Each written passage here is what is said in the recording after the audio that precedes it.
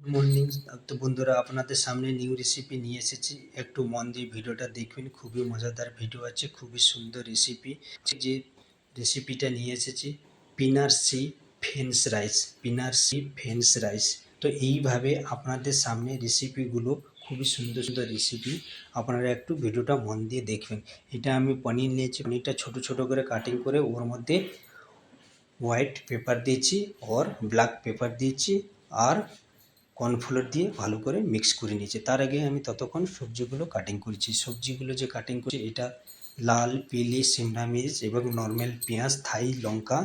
আপনারা ভালোভাবে সবজিগুলো কাটিং করবে। কাটিং করার পর আপনারা কিভাবে বানানো হচ্ছে সেটা আমি পদ্ধতিতে দেখাচ্ছি। খুবই সোজা, সিম্পল, আপনারা বাড়িতে অতি অবশ্যই বানাতে পারবেন।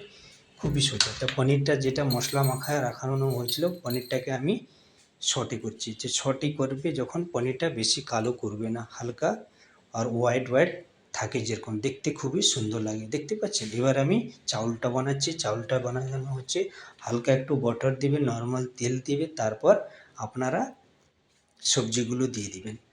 আগে পেঁয়াজ দিবেন, পেঁয়াজটা একটু হালকা হয়ে গেলে তারপরে সব রকমের সবজিগুলো আছে সবজিগুলো দিয়ে দিবেন। দিলে সবজিগুলো দেওয়ার পর তারপর আপনারা কি করবেন, সবজিও একটু সটে করে নেবেন। সটে করার পর আপনারা হোয়াইট কালি মিরিচ ওর ব্ল্যাক কালি মিরিচ দিয়ে দিবেন।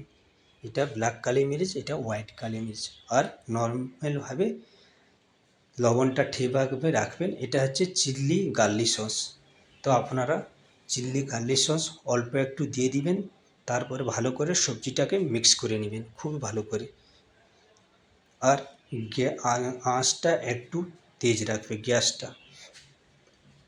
তারপর চাউলটা দিচ্ছি। চাউলটা যখন পাকাবে, বেশি যখন সিদ্ধ না হয়, একটু শক্ত শক্ত থাকে, দিলে চাউলটা খুবই সুন্দর থাকবে।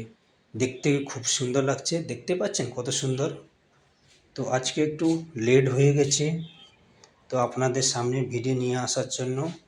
তো দেখতে পাচ্ছেন আমার চাল অলরেডি রেডি হয়েছে। বাই বন্ধুরা।